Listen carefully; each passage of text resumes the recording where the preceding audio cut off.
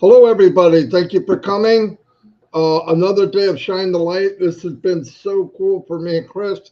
We're meeting people, some people we know, some people we didn't know, but what a bunch of people that have a lot to offer. And I'm so glad we're doing this. That's like I've always said and believe that the power of the company is the people and the friendships and relationships that we built around the world. It's priceless. It's really priceless. Today now we have somebody that I do know.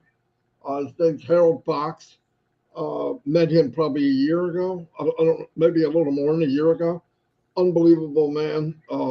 He's got a pretty cool story to tell you. I'm not going to ruin it. But yeah, and he's had some trying times, I would say, which he can go over too. But just one of the people that you meet in Unpassive that I would have never met if it wasn't for Unpassive.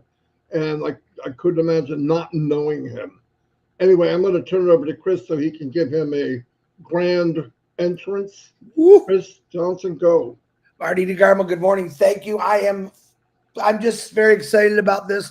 Not only do I know Harold personal, I thought I knew everything about him. I'm going to let it explain, but this is one that you got to hear because we just had a conversation with the three of us that thought I told you guys, or I did tell you, and we said, no, you didn't.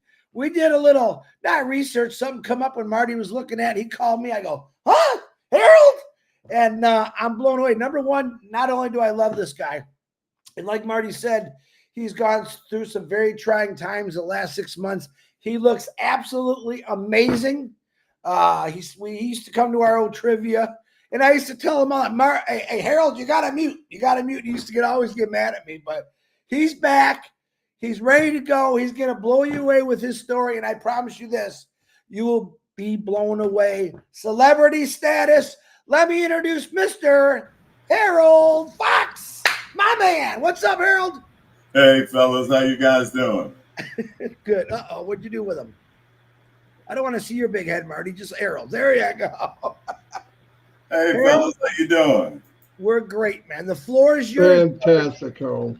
Okay. The floor is yours. Okay. Well, first of all, I'd like to thank you guys for inviting me. It's a pleasure to be on screen with you guys. Woo! I'm a little nervous now because I'm somewhat shy. You wouldn't believe it, but I'm somewhat shy. I'll start with saying I'm from the Maryland, D.C. area. I was born in Washington, D.C., but raised in Maryland.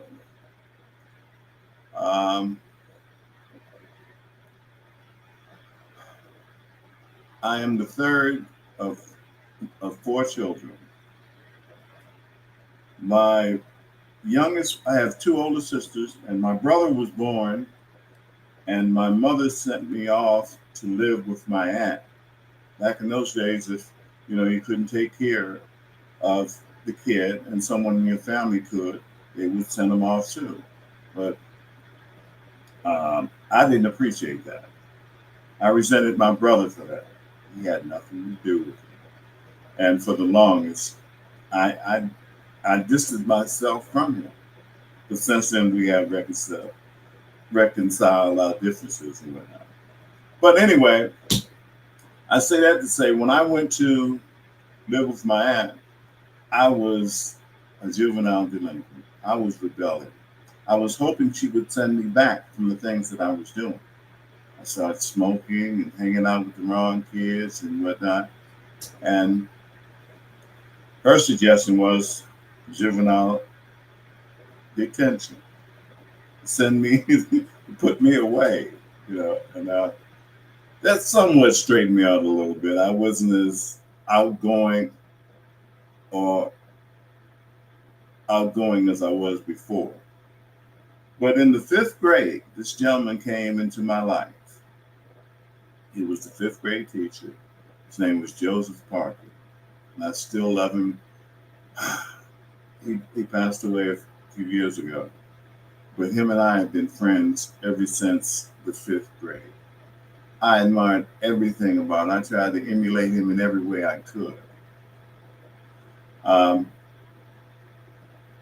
I can give you an example. We were one time to show you how idolized he was, so admired. We were playing basketball, and I did a little play, did a little move, and he slipped and scratched up his hands. And everybody, all the girls got on me and said, "Why you hurt Mr. Parker like that?" I said, "What?" That was on his own. But anyway, moving forward, I found out that I could play a little bit. So in the 7th grade, I tried out for the basketball team. And I went out there and I saw all these big guys. And I said, "Oh no, I'm not gonna play any basketball. That's too much." It so happens that my gym teacher was the basketball coach. And in gym class, I had the run of the field, so to speak. He said, "How come you didn't come out and try?" I said, "I did, but you got a lot of tall guys. You're gonna be all right." He said, "This is gonna be your worst decision in your life if you don't come back out and try out for my team." So anyway, I went out and tried for his team, and the first game in the 7th grade, I scored 22 points. And I said, "Oh, I can play a little bit." So we won the championships the 7th, 8th grade. Went to high school. And again, all the guys, me, a freshman in high school, 9th grade, with all these sophomore, juniors, and senior players, I make the team. Not just make the team, I become the starting point guard. I said, "I can play a little bit, okay?" But anyway, so in my sophomore year, I here in the metropolitan area, we have an award that's called the All Met Team, where there's 10 ball players that are selected that are in Maryland, Virginia, and DC. And I was selected in the 10th grade, 11th grade, and 12th grade. 12th grade, I was the player of the year in the metropolitan area. I got a scholarship to Jacksonville University. Played with Artist Gilmore, Pembroke Barrows. Lost to UCLA in the finals, the NCAA. I was drafted by the Buffalo Braves in 1972. I was second round draft choice of the Buffalo Braves in the NBA. They have since moved to LA, to the LA Clippers now. I played against players like Walt Frazier, Earl Monroe, Oscar Robertson, Kareem Abdul-Jabbar, Jerry West this last year. I played against him. I was released from Buffalo 2 years later for various reasons. But I had a 5-year contract, and they couldn't do anything about that. But they wouldn't let me play with any other team. I couldn't play with any other team. So the only way that I could play was to go over to Europe. So my attorney called me, I'll never forget it. It was 1975, August the 28th, the day before my birthday. He said, "I got a job for you." I said, "Where?" He said, "It's in Europe." And I said, "What city?" He said, "You may not like the city or anything, but I've heard a lot of good things about it." He said, "Amsterdam." My mouth dropped. I said, "Amsterdam?" I've heard so many things about it. Well, everybody's heard a lot of things about Amsterdam. But anyway, I was in Amsterdam on the 29th, the next day. I had never had a passport, never been overseas. And I played over in Amsterdam, played 2 years over there. Come back, he calls me again. He said, "There's an opening in LA for the Lakers. I don't know if Buffalo's going to release you, but you can go out there and try. So I moved to LA to try out for the team. They wouldn't release me. So from there, I joined the military. The military has a team called the All Army Basketball Team that travels around the world. We play in NATO in Belgium every year. In December week before Christmas, we have a tournament there, playing against Italy and various NATO teams. I stayed in the service for 4 years, and all I did was I was stationed in Germany and would fly back to San Francisco to play with All Army Basketball Team. And then we would go to various countries. We went to Spain, Africa, Japan. You just name the cities, but countries, I should say, we've traveled to, and we had no uniform or anything. We were in civilian clothes, which was really nice, to travel around the world on military time. Well, this was during peacetime, anyhow, and it was fantastic. I was a bachelor, and I just traveled a lot. So I get out of the military, and they offer jobs to service people when you come out of the service. So I tried social service. That was my major in college, sociology. I worked as a I worked as a social worker for about 3 or 4 months because it was just not what I had envisioned of me being in sociology. But a friend of mine was getting his kitchen installed. And I said, I like that. I can do that. I said, design kitchens. He said, they're holding a class.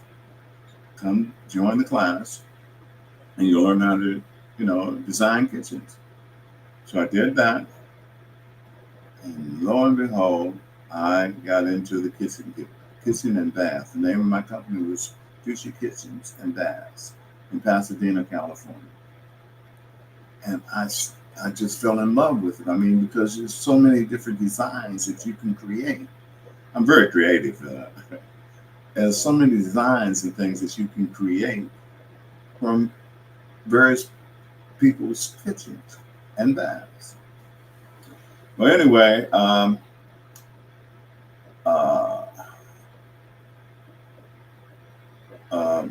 from there, we had a little dispute with my partners, and I had another offer in Detroit, of all places,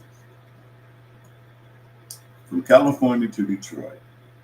The name of the company was, oh my gosh, I can't even remember.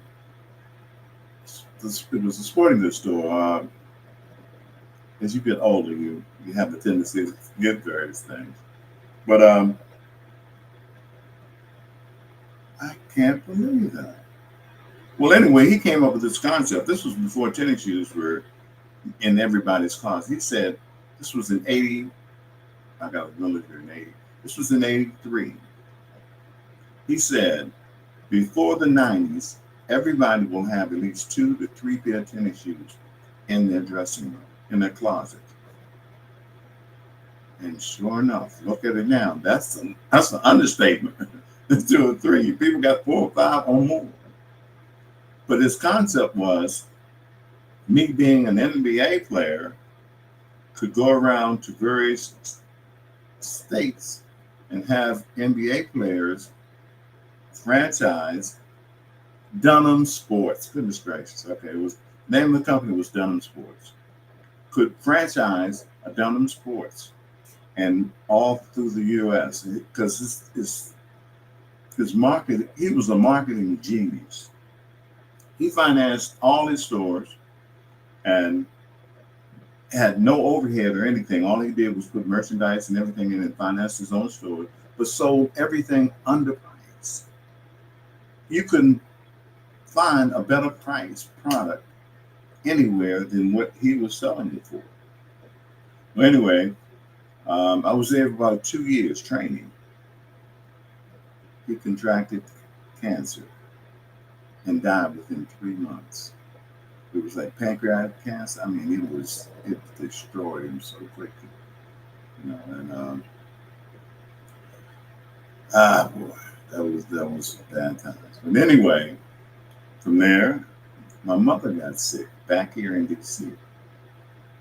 So me and my family moved back here to DC, and I started my next job. I'm an entrepreneur. I love working for myself. I will work for myself better than I can for someone else. But anyway, I come back here and I'm a salesperson at a large food chain here. And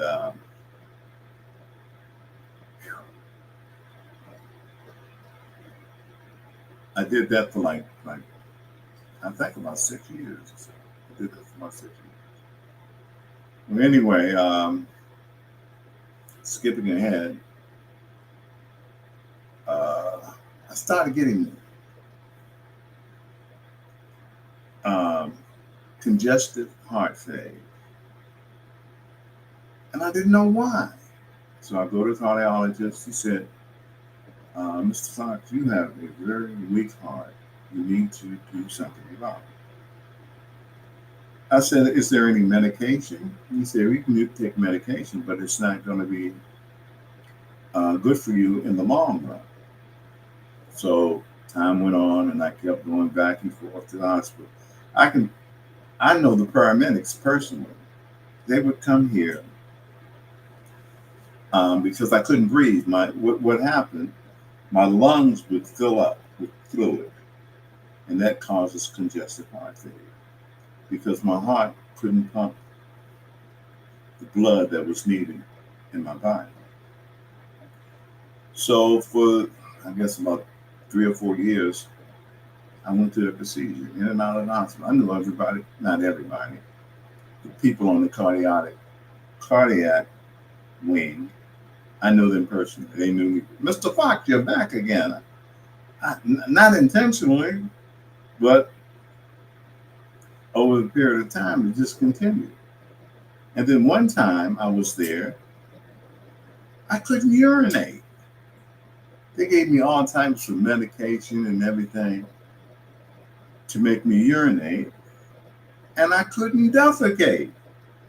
So here I am in the hospital from congestive heart failure, can't urinate and can't defecate. So I'm just full of stuff, okay? But it so happened a urologist came in and checked me out and said, Mr. Fox, I think you need to come see me immediately once you get out. So we scheduled an appointment. A week later, I go to him and he checked me out again. He said, I think you have prostate cancer. That's the reason you can't defecate or urinate, because it's clogged up. And then, I mean, my whole world just seemed to cave in.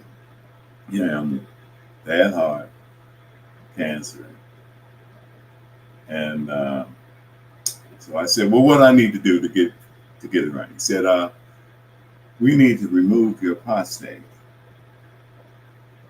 I said, what? He said, we need to remove your prostate. It's a robotic procedure. Who? It's an IT robotic. Listen to this, y'all. It's an IT robotic procedure to remove your prostate. Of course, he's behind the robot instructing you, but the robot does the whole thing. Fantastic. I had the procedure. Everything came out all right. I had my PSA level was like 0.1.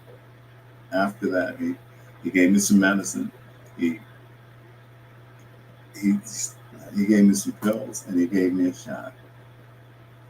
I never realized or never knew that cancer feeds off your testosterone.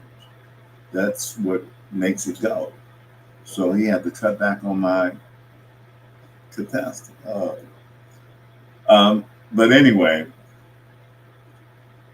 as of now, there's no appearance of cancer in my body. Thank God. Thank God. For the many prayers that I've had from my family here. Then, after that, I was still having congestive heart failure because my heart was getting weaker. If you don't deal with your heart, it continues to deteriorate. And mine was deteriorating. This August, I'll be 75 years old. I've been blessed. So the only two options or alternatives that I had was a heart transplant or an LVAD, which is a left ventricle assist device that they put in your heart. I said, there's no other way. He said, no. And the thing is, because of your age, we can't do a transplant. We can't do a heart transplant. We're too old.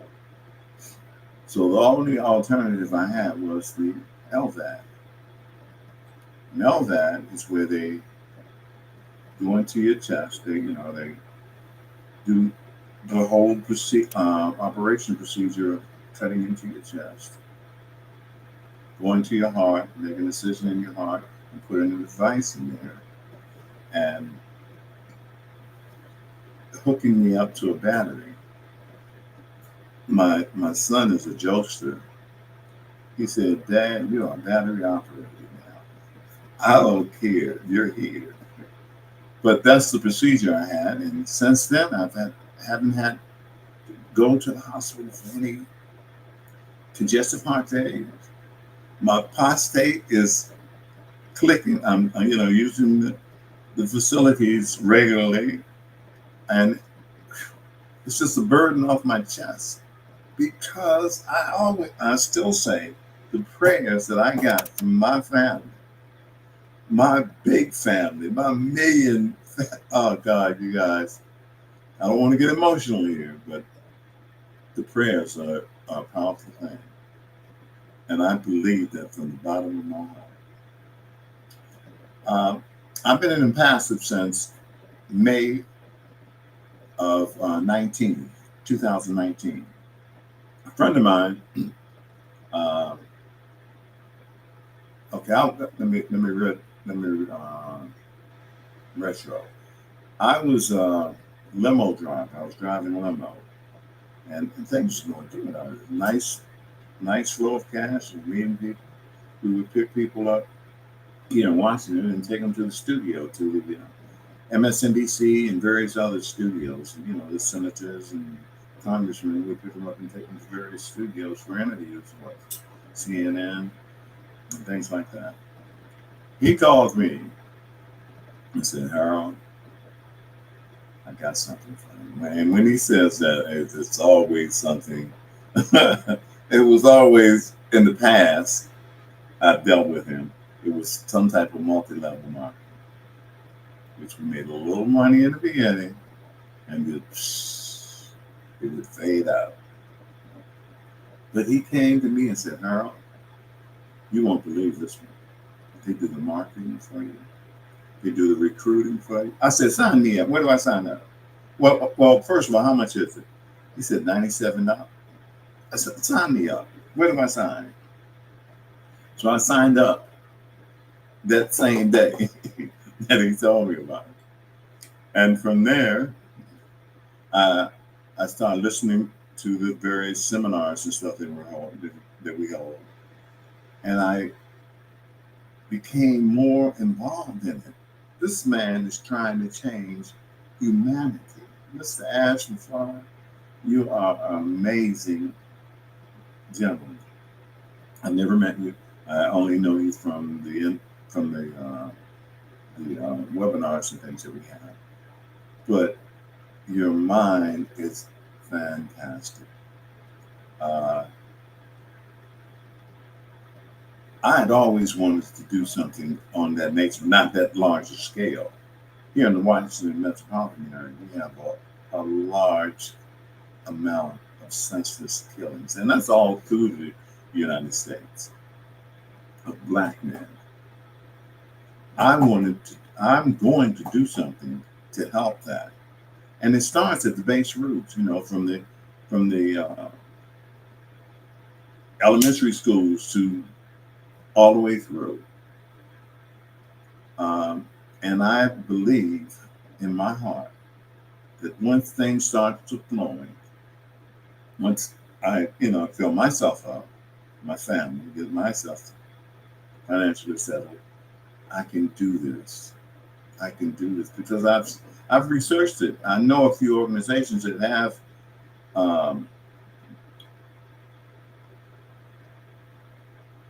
have jobs. Well, I should say organizations that concentrate on ways to help Black men try to eliminate that problem.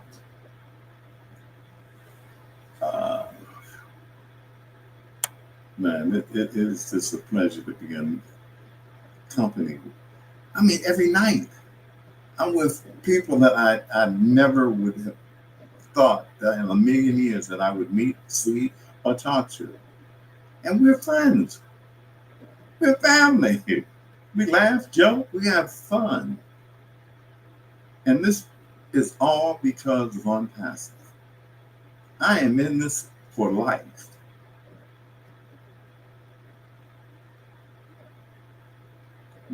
Marty and Chris, take it away. Thank you for letting me share. And God bless you guys. Good Lord, thank you, God, for being with my brother. I'm going to reach out and tell everyone thank you for all the prayers for Harold Fox. He's talking about millions, and they were praying for him. Still are praying for him. Harold, I'm going to say this. I was just texting my daughter. She tried calling me. I said, I'm on a live, and I'm talking to a professional basketball player. You got to give me a little time here. Not only, of course, that's very, very huge for me. I consider you as number one. You're my friend and a celebrity, but it's the end. What you really said about wanting to change things, help things, all the stuff you've done is amazing to me. You went from a kid that wanted to cause trouble because you didn't like what happened or the change that was made, to one guy that came into your life and made a suggestion, changed you. And I think every one of us have that person in our lives, but we don't necessarily hear it, but you heard it. You went on to do something great, literally great, professional, any sport. We already teased him about that. We thought he was going to say he was a professional badminton star. And of course, that's my sense of humor. But just to hear your entire story, and I've known you for a long time, and I didn't know nothing about that, even though you told me. But it was the end story that you told me how you want to reach out and help Black men, jobs, great. How you talked about this guy, Ashmafara, wants to change humanity for the world. But that one guy in your life back in the 5th grade, he's the one that planted something in your seed is, hey, Harold, you could do this. You're better than you think. A lot of the same things Ashmafara says. You're better than you think. Get out there and do something about it. And Harold Fox, you did it. I'm proud to call you not only one of my great friends, but a brother from a different mother, as we say. And I am very proud of you. I know what you've gone through the last 6, 7 months, last couple of years, actually. But you're still with us because you're not a quitter. You're still with us because you believe in this thing called ONPASSIVE that's going to change humanity, and you're going to be a huge part in that. Harold, I want to thank you from the bottom of my heart for sharing your story. I love you. You know I always love you. And I'm going to turn it over to this big, chunky guy below me or siding wherever he's at. Can I say one more thing? Absolutely. Good. Now, I had mentioned to the guys in our game at night that while I was having my surgery, I was thinking about ONPASSIVE. I said, I'm not going anywhere. ONPASSIVE is a part of me. I'm going to make it through it. And that's what got me through that, you know, and the prayers, you know. You got to love ONPASSIVE, man. Believe it or not, I say this again, I'll say it again. A lot of people say, Chris, what are you getting out of this? Harold Fox. That's what I'm getting out of this. We're, believe it or not, praying from all over the world, from different religions, different colors, different genders. We are slowly changing the world right now, and it has nothing to do with money. It's about building someone's heart up, saying, hey, we got to change. If we don't change, it's never going to change. And people like Harold Fox is going to make a lot of changes. He already made changes in his life that put him where he is today. But I'm proud of you, bro. I really am. Marty, tear this guy up, will you? He's the greatest badminton player in the world. Hey, Harold, unbelievable, man. No doubt about it. Thank you. Part of what I wanted out of ONPASSIVE, I'm getting today, really. The others kind of happen. I already know that. But hearing from people like you, Harold, and you know what you went through and the life you had 3 lives, Harold. I mean, my gosh. But the nice thing is that it was one big circle. You came back around and you want to help people. And obviously young Black guys need help. My grandchildren are half African American and whatever I am. I'm not even sure what I am. And it's a struggle. They go to school and you know, and I reinforce that anybody can do anything. You just got to set your mind to it. Don't follow somebody, be a leader and all that. And you're a leader, Harold, without a doubt. And what you said today was going to impact many, many, many people. You were a gift to other people today, Harold, for me, for one. And I know others. I'm reading the chat here, and you blew people away. And you have a big heart. You're here because you're meant to be here. And part of the reason what you did today was impactful for years to come. It won't go away. And I'm honored to be your friend. And I pray for you all the time. But you are definitely someone to look up to. Really, really. One more thing. I left out my wife. I've been married for 46 years. I have 3 sons. That's why I'm so inspired about the sons. I worry about them all the time. Yeah. But I have 3 sons, and I've been married for 46 years, and my wife is in the program also behind me, and we're going to do the thing. Oh, fantastic. By the way, I just remembered my wedding anniversary is in 4 days. Don't forget this time. Thank you, Harold. Yeah, 44 years. I'm not quite as much as you have.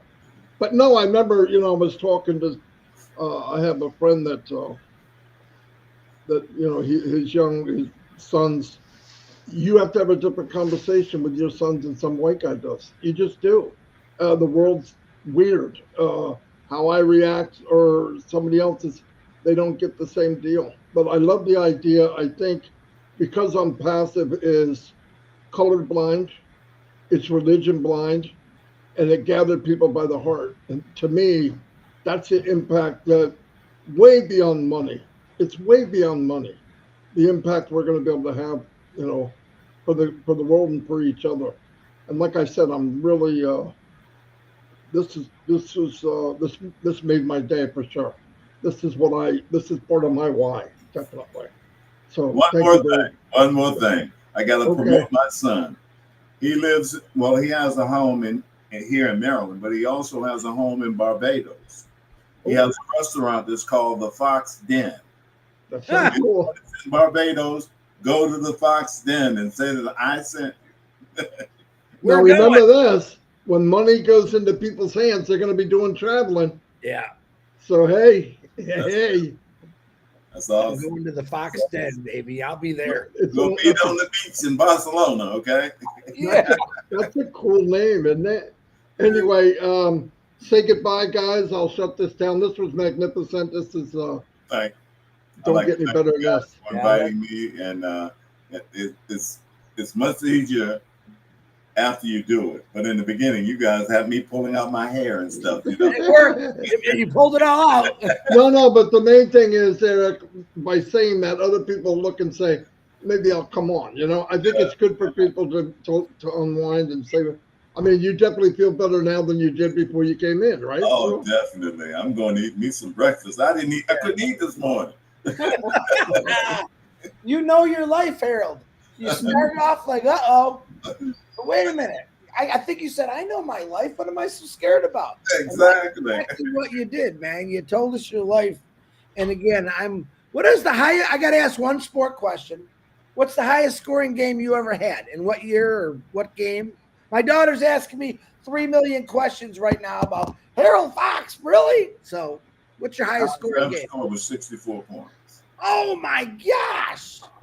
And they didn't have a 3-point shot there. Really?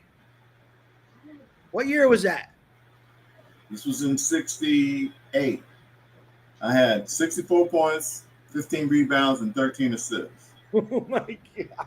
When did you graduate high school? 68? 68.